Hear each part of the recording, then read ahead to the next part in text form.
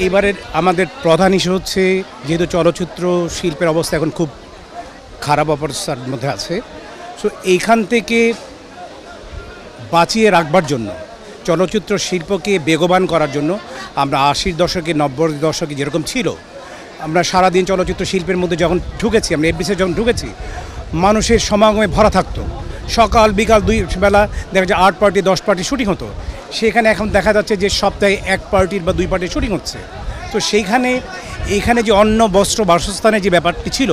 মনে করেন কথার কথা বলছি 1010 লোকের ছিল, এই মুহূর্তে সেখানে 100 লোকের জন্য হয়েছে। তো তার মানে কি দাঁড়াচ্ছে,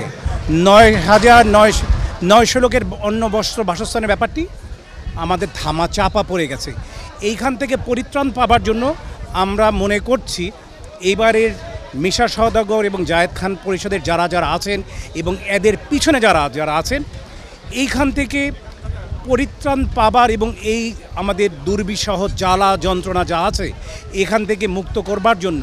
আমরা মনে করছি এই মুহূর্তে এখানে আমরা যারা ভোটার আছি তারা মনে করছি তারা যোগ্য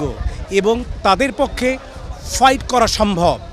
এবং এই প্যানেলে যারা আছেন এবং এটার পিছনে যারা আছেন, উচ্চ পর্যায়ে যদি যেতে হয়, যেমন মাননীয় প্রধানমন্ত্রীর কাছেও যদি যেতে হয়, আমি বিশ্বাস করি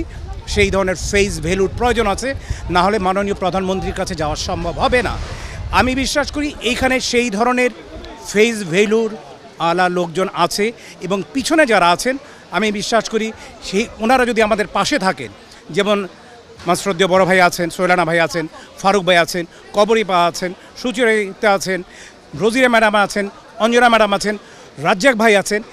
এই ধরনের ফিল্মের যারা স্টার ছিলেন,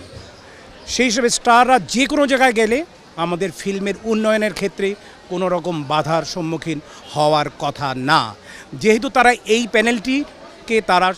সর্বতভাবে সাহায্য এবং সহযোগিতা করছেন, সেই জন্য আমরা মনে করছি যে এইবারের যে ভোট যুদ্ধ হতে যাচ্ছে এই প্যানেলকে জয়যুক্ত করা প্রয়োজন এবং এই ভোট যুদ্ধে